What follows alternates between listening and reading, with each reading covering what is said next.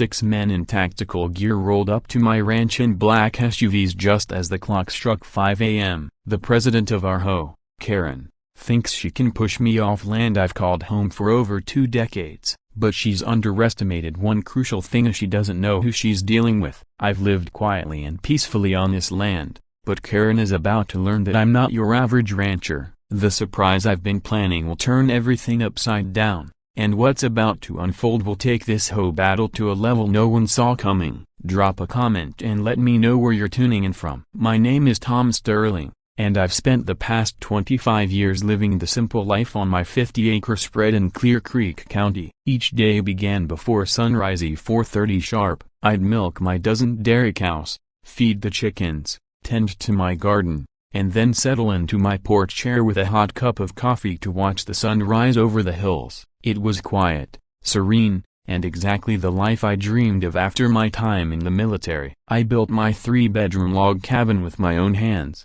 put up a proper barn for livestock and tools, built a coop for my 20 hens, and even dug out a pond for fishing and irrigation. Life was steady, rewarding, and peaceful until she showed up. Karen Davidson rolled onto my property in a gleaming Mercedes-AMG, high heels sinking into the muddy ground like they had no business being there. Watching her stumble across my gravel drive, I already knew trouble had arrived. She marched straight to my porch like she owned the place and introduced herself with a smug, "I'm Karen Davidson, president of the new luxury Prairie HOA.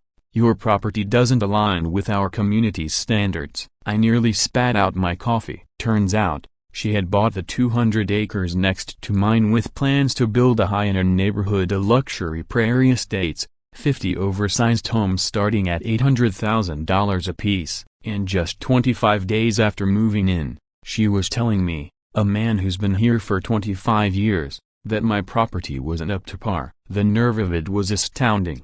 Her list of demands? Absurd. She wanted my cabin torn down or completely redone because it was dragging down their imaginary home values. Said my cattle needed to go due to the smell. Claimed my chickens were too noisy. My vegetable patch needed professional landscaping. And my pond was a mosquito hazard that had to be filled in. I looked her dead in the eye and said, "Ma'am, I've been here for 25 years. You've been here for 25 days. My land isn't part of your HOA. And I'm not changing a damn thing." The shock on her face was unforgettable, but Karen wasn't the kind to take no for an answer. She came prepared to fight dirty. First came the official notice of 30 days to comply, then came the $500 a day fines, then threats of legal action, and finally, the ultimatum, sell or suffer the consequences. On the side, she made things worse with petty harassment. My driveway mysteriously got blocked by her construction crews. My mailbox was accidentally destroyed. She filed bogus complaints with the county and rallied her future homeowners to sign a petition calling my ranch an eyesore. Every day brought some new stunt to make my life hell. So,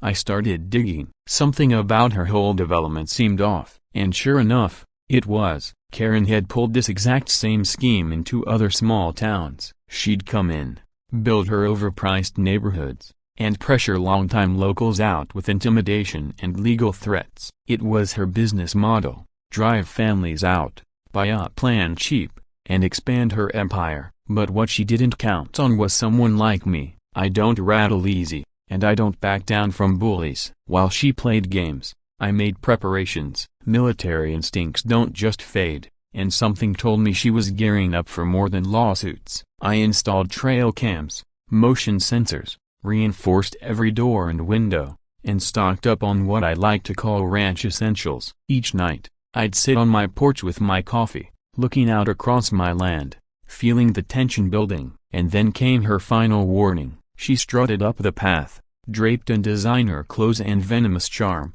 and said, "Mr. Sterling, you clearly don't know who you're dealing with. I have resources you can't even imagine. Sell now $200,000 or face the consequences." I leaned back, took a long sip, and replied, "Come and take it, city lady." The rage that overtook her face said it all. She turned, stomped back to her Mercedes, and peeled out of my drive, spraying mud in every direction. I watched those tail lights vanish and I had just declared war. But after all these years, After everything I'd built and protected, I wasn't about to let some entitled city developer with deep pockets take any of it away. Later that night, while reviewing my trail cam footage before bed, I saw something that made my stomach drop. 3 black SUVs were parked at an old, abandoned gas station about 5 miles out. 6 figures in dark gear stood over what looked like a detailed map of my land. Whatever Karen had planned, it wasn't just legal threats anymore. At 4 a.m., the sound of engines slowly creeping up my driveway with headlights off stirred me, though I was already awake. Old habits from my military days never really died, and I had a feeling this was just the beginning. From my bedroom window, I watched as 3 black SUVs rolled up my driveway like they were executing some covert operation. 6 men stepped out. These weren't your average neighborhood mischief makers. Karen had gone all out and brought in muscle. There was Big Mike and Little Mikey, local brothers known for their demolition work and short tempers. Then came Tank and Crusher, a pair of brawlers with a reputation for handling problems using their fists, not words. And finally, Snake and Razor, 2 outside hires from the city, brought in just for this job. Their mission? Simple enough: trash my property, wreck the cabin and barn, scatter my livestock, ruin the garden, leave behind a mess so bad I'd have no choice but to give up and sell. But what Karen and her hired goons didn't realize was that I'd been turning my ranch into something of a lesson plan for trespassers. Their first real education started at the driveway. I'd retrofitted the entry path with hidden cattle guards as steel grates covered with thin plywood sheets.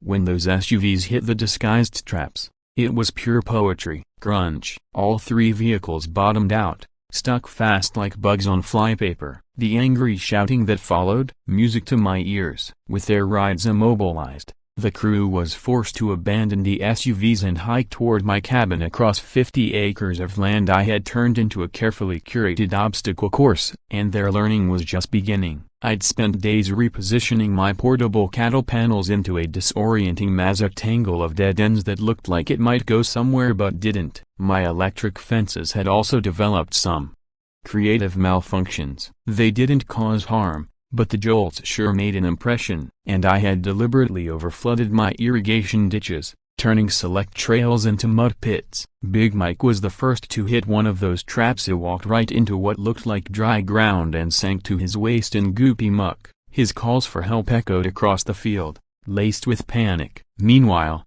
Tank tried to vault over a fence by grabbing the top rail. The jolt he received sent him into a dance so wild it could have taken first place at the county fair. The chaos only got better once they made it to the barnyard. Motion sensors triggered what I dubbed the sprinkler malfunction protocol, dousing everything within a 50-foot radius. Snake got a full blast just before I sprang the next surprise. He feed bins rigged to dump 40 pounds of corn. He became an instant target for my chickens, who mistook him for a mobile snack bar and launched a coordinated pecking mission. You've never seen poultry move with that kind of strategy. Little Mike, trying to take shelter inside my barn, didn't realize I'd rigged the doors to auto-close and latch. His frantic banging and muffled yelling added just the right soundtrack to the rest of the madness. Outside, Crusher was trying to keep his balance on slick, muddy ground, arms flailing like a cartoon character on ice. That's when I decided to make my debut.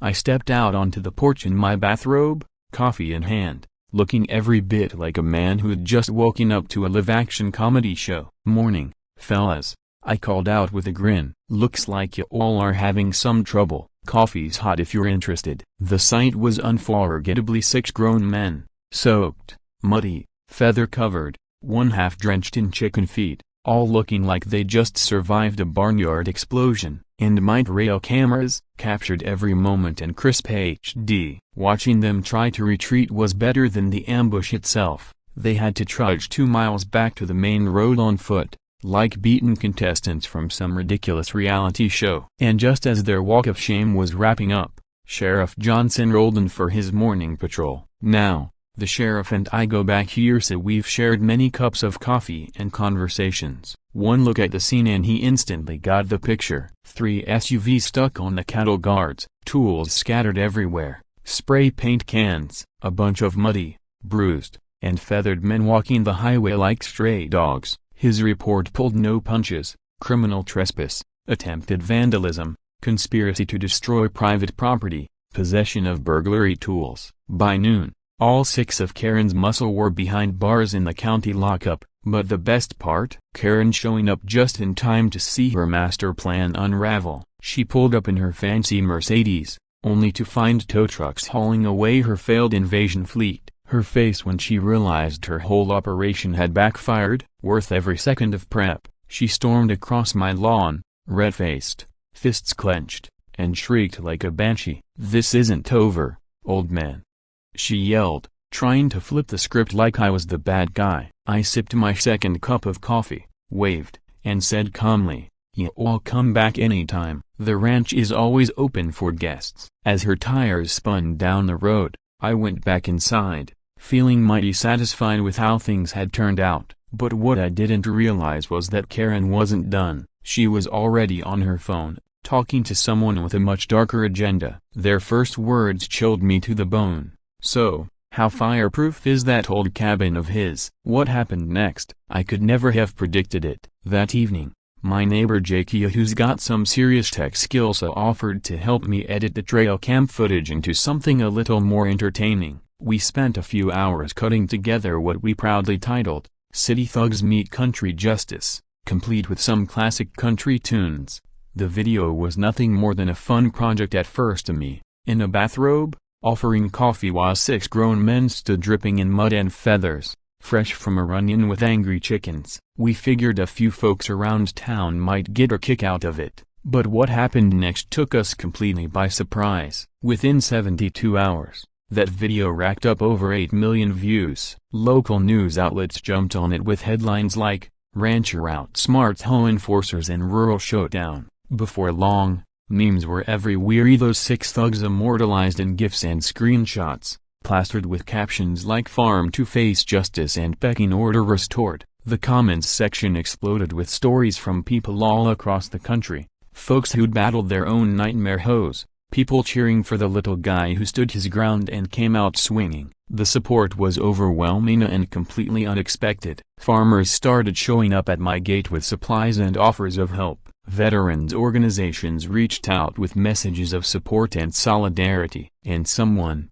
still anonymous to this day, started a crowdfunding campaign they dubbed Tom's Ranch Defense Fund. Before I even knew what was happening, it had raised $50,000 and I hadn't even had time to figure out how to turn it off. Meanwhile, Karen had become a regional villain almost overnight. Her shiny developer image crumbled under the weight of viral humiliation. People backed out of their McMansion deals faster than she could replace them. The city council began poking holes in her permits. Banks started sweating over the possibility of mass loan defaults. She wasn't just embarrassed, she was in real financial trouble. But if I thought that kind of public disgrace would make her back off, I couldn't have been more wrong. Karen wasn't licking her wounds. She was scrambling, desperate. With millions of dollars at risk and her reputation in shambles, she did what desperate people with deep pockets often do. She went darker. This time, she didn't hire local muscle. She brought in professional serial ones, a team out of Chicago, specialists in what they politely referred to as property resolution. There was the boss, a tactician with military training and combat experience. Demoa, an actual explosives expert, who worked legal demo jobs to cover his real skills. Ghosta, an infiltration and surveillance specialist, trained to vanish and reappear wherever he wanted. And then there was Torch, a so-called fire investigator with a hidden talent for arson. These weren't scare tactic guys. They weren't here to pressure me or throw punches. Their objective was total annihilation. Their plan was chilling: burn down my cabin and barn, poison the livestock to mimic a natural outbreak, wipe out everything I'd built to leave the land worthless and force me to sell for pennies on the dollar. A complete, calculated wipeout. But they underestimated one thing: me. It didn't take long for my instincts to start tingling. I noticed the surveillance first. Subtle, methodical, definitely not amateur. But I had 25 years of peaceful ranching backed by military training, and once I spotted the pattern in Ghost's recon work, I knew exactly what I was dealing with. This wasn't local bullying anymore, this was war. I kicked my defenses into high gear. I installed high-capacity fire suppression systems throughout every building. Silent motion sensors were wired straight to Sheriff Johnson's office. I converted my old storm cellar into a reinforced, communications-ready safe room, and I set up backup camera systems, the ones they'd never even think to look for. When the strike came, it was textbook precision until it wasn't. Just past midnight, 4 men in night vision gear crept onto my land like shadows. Ghost took out what he thought were my only cameras. Demo rigged charges under my barn. Torch began laying accelerant around my cabin. The boss watched everything from a hilltop, directing the operation with military efficiency. They were confident, prepared, professional, and completely unaware of what was waiting for them. As soon as all 4 were in position, I triggered every system I'd set. Fire suppression activated instantly, flooding the cabin and barn, dousing the accelerant, and soaking Demo's explosives until they fizzled uselessly. My hidden cameras, untouched and well-placed, captured everything in crystal clear detail: faces, weapons, plates, and gear. The silent alarm went out. Sheriff Johnson arrived with backup. No sirens, just floodlights blazing as my entire ranch lit up like a football stadium. And just like that, the hunters became the hunted. Demo stood frozen, holding his drenched, inert explosive. He caught red-handed with enough felonies strapped to his belt to keep him behind bars for decades. Torch looked like a drowned rat, soaked in his own accelerant, wide-eyed and furious. Ghost's perfect cover didn't matter anymore, not when we had a full facial ID on every camera angle. And the boss? Every word of his radio chatter had been intercepted and recorded. 4 trained professionals, likely used to success, now stood trapped in the glow of floodlights, staring down law enforcement with no way to explain what they were doing on private property, armed and loaded for sabotage. But the real fallout wasn't for Thema, it was for Karen. See, when you cross state lines with explosives and commit crimes on someone else's property, the feds don't take kindly to it. The moment those men were arrested, it triggered a cascade. The FBI stepped in because of the interstate nature of the crime. The ATF took charge of the explosives angle, and just like that, all 4 were facing federal charges with serious prison time staring them in the face. Plenty of motivation to start talking. From her window, Karen watched as her elite team of enforcers was handcuffed and hauled off. I tipped my hat in her direction from the porch and gave her a smile she'll probably remember for the rest of her life. The panic on her face was worth every sleepless night I'd spent preparing. She knew what was coming next. She knew they'd talk. She knew the feds weren't going to stop at the hired hands. And she knew her entire scheme, what started as an HOA power plant, had now become a full-blown federal investigation. But still, Karen wasn't finished. Inside that luxury house of hers, she made one final call. The man on the other end didn't call her Karen, he called her Mrs. Clove. Their conversation ended with 5 words that sent a chill through me even before I heard them secondhand: make it look like an accident. So what do you think Karen is planning next? Drop a comment and let us know where you're tuning in from. We at Just Stories love hearing from our community. And trust me, this story isn't over yet. After the FBI took down her elite enforcers, Karen didn't skip a beat. She pivoted to a tactic I should have seen coming from a mile away: weaponizing the system itself against me. Suddenly, agencies that had ignored my ranch for decades were swarming the place like it was a crime scene. Building Inspector Brad showed up, claiming to have found structural flaws in my cabin that had apparently gone unnoticed for 25 years. Health Inspector Holly showed up days later and declared my cattle a public health threat, despite the fact that I had up-to-date veterinary certificates proving they were in excellent condition. Then came Code Enforcement Carl, waving a clipboard and insisting that my cabin no longer met current building codes, conveniently requiring upgrades that would cost tens of thousands. And Environmental Inspector Ed, he showed up with a straight face and claimed my fishing pond violated some newly invented wetland regulation, one that had never applied in this area before. The penalties were outrageous: a $25,000 fine for unpermitted structures like my chicken coop, which had stood untouched for 2 decades, demands to remove all livestock immediately, in order to bring my old cabin up to code, with an estimated cost that would bankrupt most folks overnight. And just to make it even more punishing, Karen unleashed her attorney, a Rick Slickman, the slimiest suit in 3 counties. He filed lawsuits left and right, nuisance complaints about the livestock smell, fabricated boundary disputes, defamation claims over the viral video, because apparently humiliating thugs with footage of their own actions is now a civil rights violation, and even accusations that I was discriminating against HOA members. The lawsuits weren't meant to win, they were meant to drain me, to bleed me dry with legal fees even if every case got tossed. But something didn't feel right, the timing, the coordination, the over-the-top aggression. So, I started digging, and what I uncovered made my blood boil. Brada, the building inspector, had just bought himself an $80,000 pickup truck on a $45,000 annual salary. Holly had a brand new in-ground swimming pool. Carl was suddenly zipping around in a shiny new Corvette. And Ed had quietly purchased a boat, despite living in a landlocked county. All of it came shortly after Karen moved in. They weren't just hassling me, they were on her payroll. And they weren't even subtle about it. The inspection war that followed was a comedy of errors. If it hadn't been so infuriating, Brad would roll up expecting to cite me for violations, only to find every permit, clause, and grandfathered code printed, laminated, and waiting for him. When he tried to sneak in fake evidence of building code issues, one of my hidden cameras caught him in the act. The look on his face when I showed him the footage, pure fear. Holly claimed my cattle were sick. I had pristine veterinary documentation on file. When she tried to plant a contaminated sample to frame my animals, she got caught on camera too clear as day, tampering with evidence. Carl demanded upgrades that even modern cabins didn't meet. But once I mentioned his new Corvette purchase in an interview with a local reporter, he suddenly decided my cabin was acceptable after all and bolted. As for Ed,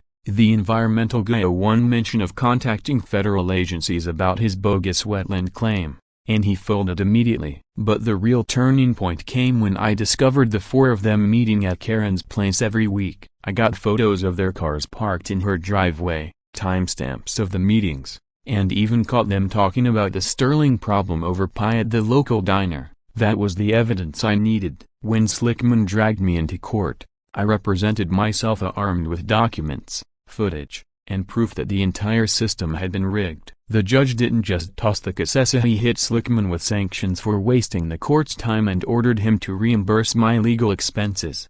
I didn't stop there. I filed a federal civil rights lawsuit alleging conspiracy under color of law, violation of due process, and even RICO violations for their coordinated harassment and corruption. And the thing about federal court, local corruption doesn't play well there. With pressure mounting, the dam finally burst. Brad cracked first, spilling everything. He confessed to taking $50,000 in bribes from Karen and handed over audio recordings of their planning sessions plus a paper trail of payments and emails tying the whole mess together. Holly followed suit, then Carl, then Ed. The entire web collapsed. Slickman faced disbarment proceedings. His clients abandoned him, and he was now looking at federal charges himself.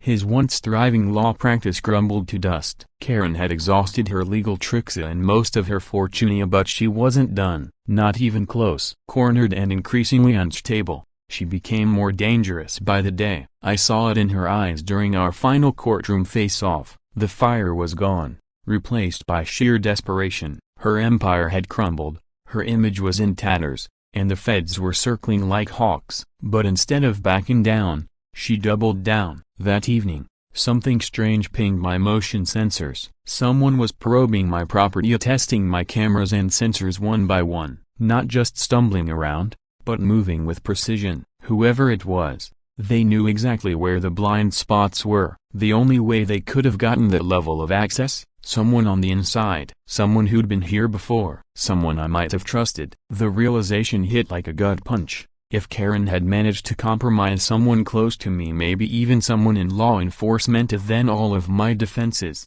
all my preparations, might suddenly be vulnerable. I spent the rest of that night reviewing every system, checking every angle, wondering who I could still trust and who might be feeding her everything she needed. And that thought, that someone I considered a friend might be helping her, that was more terrifying than the thugs, the lawsuits, or even the fire. Ya stories fancy, what do you think? Who's the mole feeding Karen information about Tom's defenses? Drop your theories in the comments. We want to hear from you. With her development plans collapsing and her finances circling the drain, Karen made one final, desperate move via she brought in heavy reinforcements. This wasn't just a legal team, it was a full-scale corporate machine. She hired a high-powered law firm known for acquiring land through aggressive tactics. PR specialists were brought in to launch a reputation demolition campaign. Social media operatives joined the effort, manufacturing outrage and painting me as some kind of dangerous extremist. Corporate security consultants whose job was to resolve problematic landowners were assigned to my case. What followed was a blitzkrieg of lies and intimidation. Bogus stories exploded online,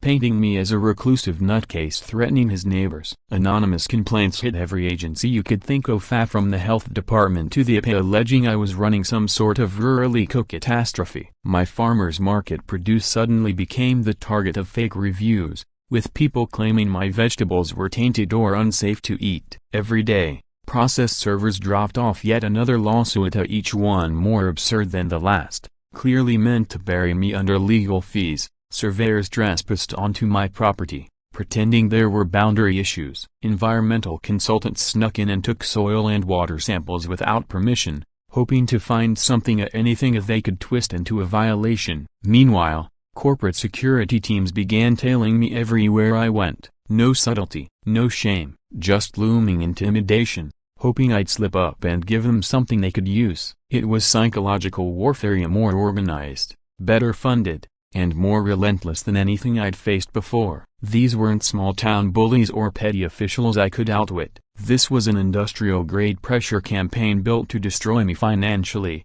legally, and mentally. They were professionals, trained, methodical, and well-resourced. And for the first time during this entire ordeal, I began to feel the weight of it all. Everywhere I went, someone was watching, documenting, building a file to portray me as a danger to society. They were crafting a narrative designed to justify my removal. But then Karen made a fatal misstep, one that would turn the tide in my favor. She caught the attention of a nationally known documentary filmmaker. Producer Paula had made a name for herself covering rural land disputes, particularly where property owners were being crushed by corporate interests. She'd seen my viral video, read the headlines, and reached out wanting to tell the full story. Suddenly, the tables turned. Now I had a camera crew shadowing my daily life, capturing the truth behind this spin. Legal experts joined the project, walking viewers through how these harassment campaigns worked. And most importantly, I now had a platform to show the world what real rural living actually looked like here without the corporate distortion. The difference between the life I lived and the smear campaign they waged was stark. Here I was,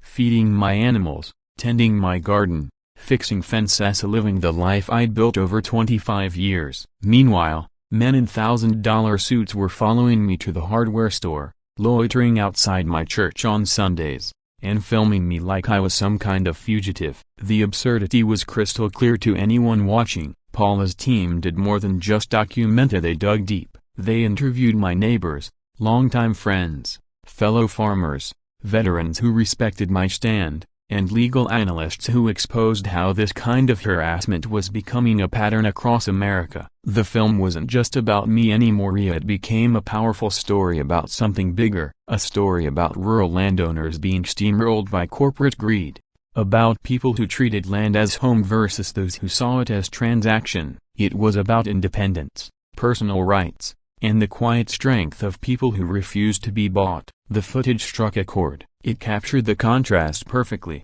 A man simply trying to live in peace, and a cold, calculating machine bent on destroying him for daring to resist. The documentary was turning public opinion hard against Karen and her backers. But that didn't stop her from launching her final and most dramatic move. It looked like a military operation. 8 corporate security agents rolled onto my land equipped with gear that probably cost more than the average family's annual income. Drones buzzed overhead like something out of a sci-fi movie. Their radios, body armor, and surveillance tech screamed one message: domination through presence. The plan was simply intimidate me into submission through sheer scale and force. Their legal teams were ready to cry foul the moment I raised my voice. Media contacts were standing by to spin the story. Corporate lawyers had emergency filings drafted and waiting. This wasn't about law, this was about power. But what they found waiting on my land wasn't one isolated rancher. They were met by over 20 local farmers who had dropped everything to stand beside me. Veterans organized and trained in tactical defense helped coordinate our response. Sheriff Johnson,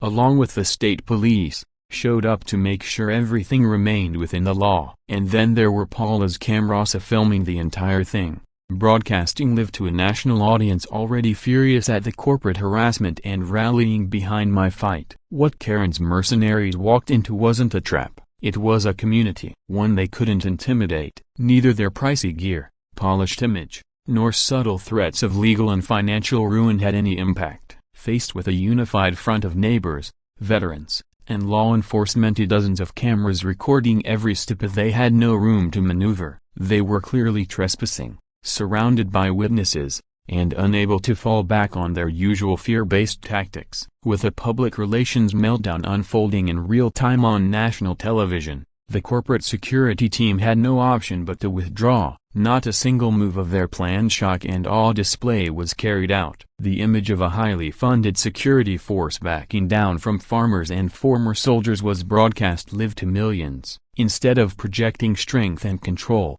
they came off as bullies caught in the act, completely outmatched not by weapons, but by integrity, law, and public scrutiny. The national reaction was immediate and devastating for Karen. The documentary didn't just capture what happened, it exposed it. What had been framed as a legitimate development effort was now revealed as an organized campaign of intimidation against a peaceful landowner. The footage laid it bare. Wealthy developers abusing their resources to crush individuals who wouldn't bow to their demands. Viewers saw the truth. They saw me tending animals, repairing fences, trying to live a quiet life while high-priced mercenaries attempted to frame me as some kind of threat. They saw an entire community rise up in support, and veterans defending the very property rights they had once risked their lives for. Karen's narrative crumbled completely. After the documentary aired nationally, Karen's project was finished. No one wanted to buy into a development associated with televised corporate thuggery. Her name became synonymous with unethical conduct, making her untouchable in both business and social circles. Her lenders pulled the plug, calling in loans after realizing the financial and legal risks tied to her name. Investors turned on her, suing for misrepresentation and alleging she'd hidden the questionable, possibly illegal tactics used in her project. Her fall was brutal and irreversible. No one wanted to work with someone known for harassing elderly ranchers and hiring shady operatives. Her financial collapse came quickly. But even as her empire collapsed around her, Karen wasn't finished. Then came the call. At 3 a.m., my emergency line rang. Sheriff Johnson was on the other end, and his voice carried a tension I hadn't heard before. "Tom," he said, "we just intercepted chatter. A 10-man crew is headed your way at dawn, and this time, they're not coming to scare you, they're coming to hurt you." Karen had truly lost everything: her money, her reputation, even her grip on reality.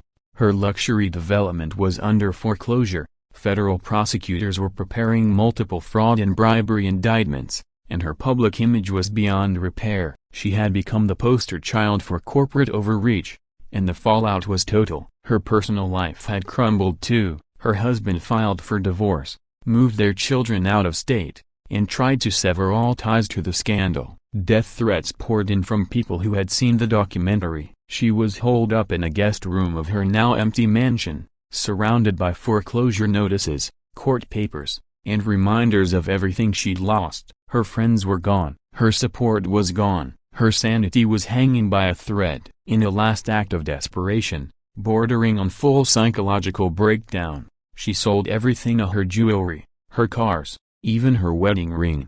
She scraped together just enough cash for what she chillingly called her final solution. The name alone should have sounded every alarm. It showed just how far gone she was. She used that money to hire 10 violent felons, men with long rap sheets and no conscience. Their leader, a man known only as Bones, had just finished a 15-year sentence for armed robbery and assault. This was no security team. These weren't contractors. They were hardened criminals with weapons, experience, and nothing to lose. The plan was horrific in its simplicity. They would sneak onto the ranch in the early hours, kill me in what would look like a botched robbery, steal a few things to sell the illusion, and set the house and barns ablaze to eliminate any trace of what really happened. The fire would serve as a cover, and maybe I fought back and knocked something over, or maybe it was just those criminals covering their tracks. Either way, I'd be gone, and Karen could play innocent, horrified by the tragedy, just another bystander in a senseless crime. She'd promised the crew $100,000 for the job, everything she had left. Their instructions were clear: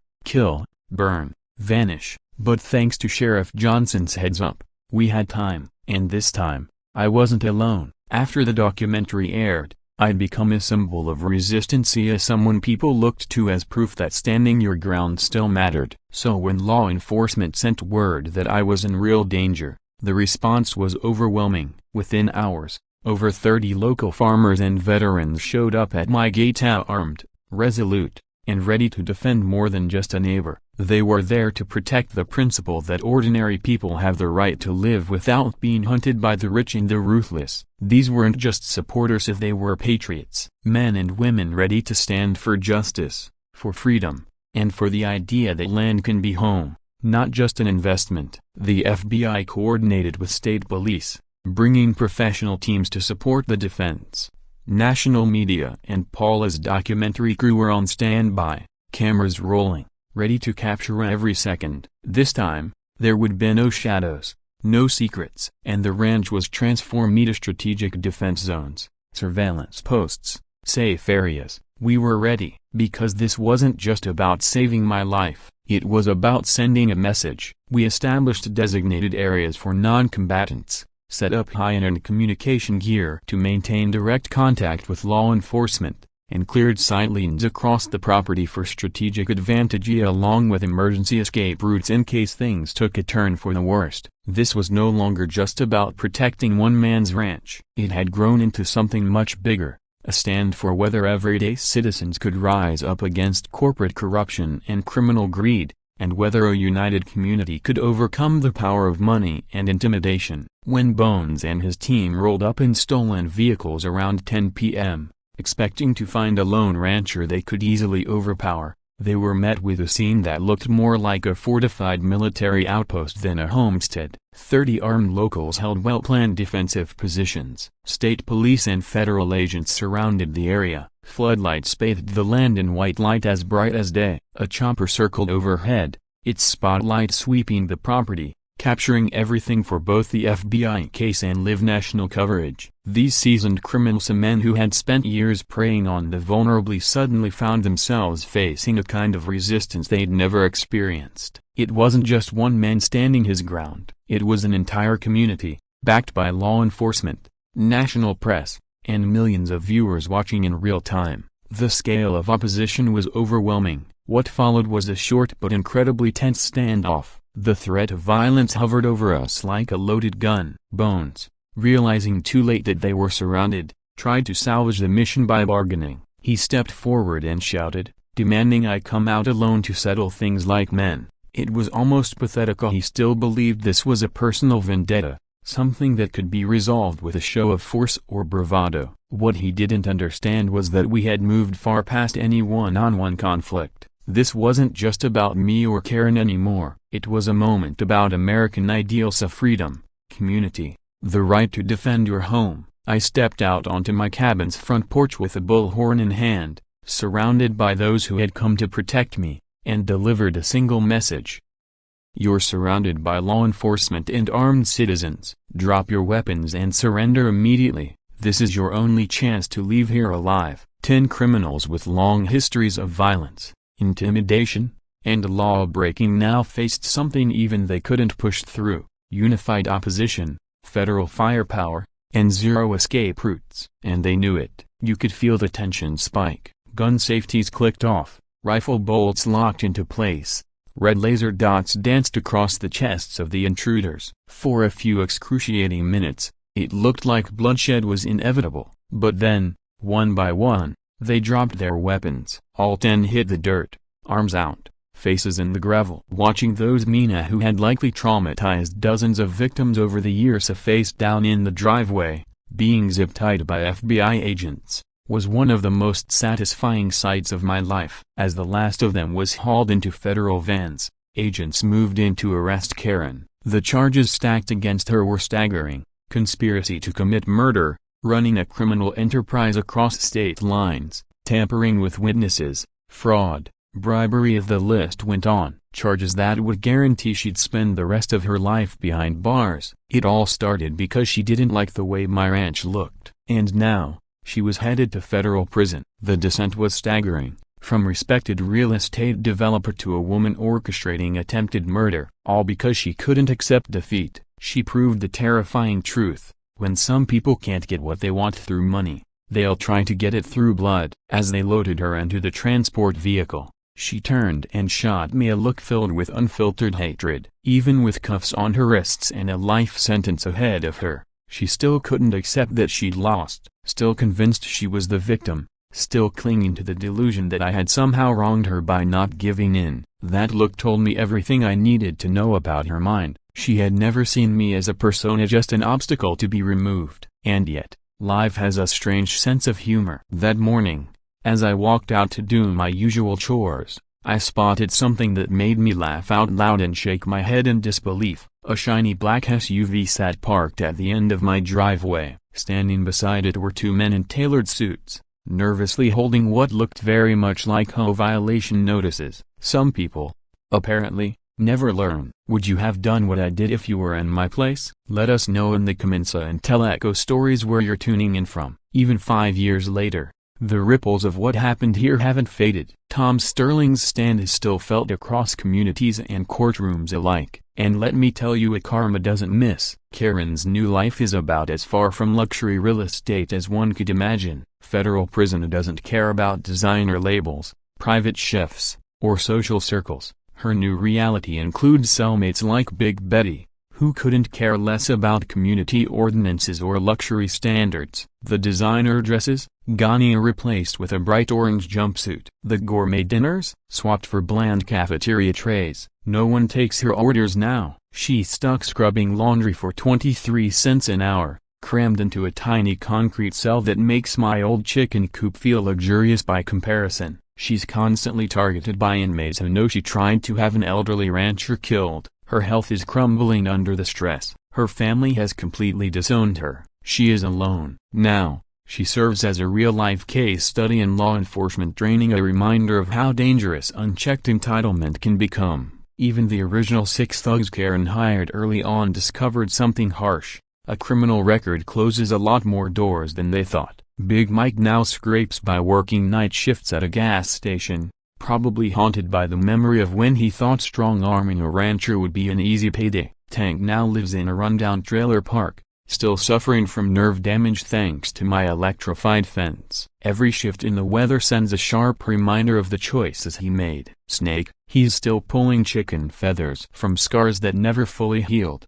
They all point fingers at Karen for derailing their lives, though none of them want to admit they eagerly took cash to torment an innocent man. The professional muscle from Chicago weren't as lucky. They're serving federal sentences ranging from a decade to 20 years. Their families have disowned them, and whatever reputations they had are permanently destroyed. Rick Slickmon, the so-called legal expert, was disbarred in all 50 states. He's now doing time in federal prison, earning 20 cents an hour shelving books in the prison library. His wife took everything in the divorce. His former law partner sued him into financial ruin. Slickman's now a textbook example in law schools of what happens when attorneys toss ethics out the window. The corrupt inspectors Karen had in her pocket didn't fare much better. They lost their pensions, homes, and careers. Today, they work minimum wage jobs, walking reminders that corruption carries consequences even when it's just local. Brad, the building inspector, is now a cautionary tale in municipal government training seminars, a reminder that a comfortable public job can vanish the moment you accept a bribe. Holly, the health inspector, saw her new backyard pool seized by federal agents along with everything else. Carl, who once flashed his fancy Corvette around town, watched it get towed away, and Ed, the environmental guy, learned firsthand that lying to federal investigators earns penalties no local favor can erase. Now, when these disgraced officials clock in at their new jobs flipping burgers or restocking shelves, they're haunted by one truth: they thought they could intimidate Tom Sterling and get away with it. They were wrong. Meanwhile, my ranch has grown from 50 acres to 250 largely thanks to acquiring Karen's former development properties after foreclosure. The irony couldn't be richer. The luxury homes she once built for the elite now serve as affordable housing for veterans and working-class families who actually understand what home means. Karen's former mansion, once the setting for her crooked meetings and grand plans, has been repurposed into a community center. It now hosts weddings, neighborhood events, and town halls where locals meet to discuss how to defend their property rights. We also transformed the entire estate into an educational ranch where school children learn about agriculture, sustainability, and the importance of standing up to those who think money places them above accountability. My business success didn't stop at the ranch. I launched the Rural Rights Defense Foundation, which now helps over 500 homeowners a year fight against HOA abuse and government overreach. The funding, it comes from book sales, paid speaking engagements, and the Netflix documentary we license, the income that fuels our mission to protect more families. On a personal note, life's never been better. I married Paula, the documentary producer, right here at the ranch in a beautiful ceremony surrounded by the very people who stood beside me when Karen tried to destroy my life. We adopted 2 children from families the foundation helped. Now, our grandchildren spend summers at Grandpa Tom's Justice Ranch, learning how to care for livestock, tend gardens, and most importantly why you never let bullies win. We're living proof that ordinary people can triumph when they stand together for what's right, when they choose principle over comfort, when they simply refuse to back down. The legal impact of my case didn't stop at our county line either. It sparked a national movement. 15 states passed homeowner protection laws limiting HOA powers, requiring criminal background checks for board members, shielding whistleblowers, and placing HOA finances under federal oversight. Going Sterling even became popular slang used whenever someone stood up to bullies in any situation. HOAs across the country saw membership drop off as more and more people realized the old system couldn't protect abusers anymore. Rural land values climbed. Law schools now use my story as case material when discussing federal jurisdiction and RICO enforcement. Today, criminal networks avoid properties owned by veterans, folks with security systems, or anyone with a reputation for documenting everything, especially if they might go Sterling when pushed too far. Sterling Ranch is now a stop on America's best rural destinations list. Tourists come from all over to snap photos by the wooden sign at the gate. Sterling Ranch, where bullies learn lessons. It's more than just a clever motto. It's a message. A peaceful retirement sometimes requires making sure people know you're not afraid to fight back. The phone still rings with calls from people needing help, homeowners facing corrupt boards, greedy developers, or local officials gone rogue. And every time I tell Paula, fire up the legal team and we've got another one, I know we're still doing what matters. The ranch is more than land now. It's a testament to what's possible when people say enough and take a stand, when communities unite, when no one gives in to intimidation, and when one person dares to challenge power. Justice really can prevail. Visitors leave with the same realization: ordinary people are capable of extraordinary things when they stand up to those who think they're untouchable. Every morning, I walk out on my porch with a hot cup of coffee in hand and look across land that's safe, quiet, and forever protected. I'm reminded that doing what's right might be difficult, but it's always worth it. And that's how you handle HOA bullies who believe money can buy everything. Sometimes, the real power lies in being ready for whatever comes next. If you enjoyed Justice Served a Country Style, be sure to hit that like button. I'm Tom Sterling, and this has been another story from Ya Stories.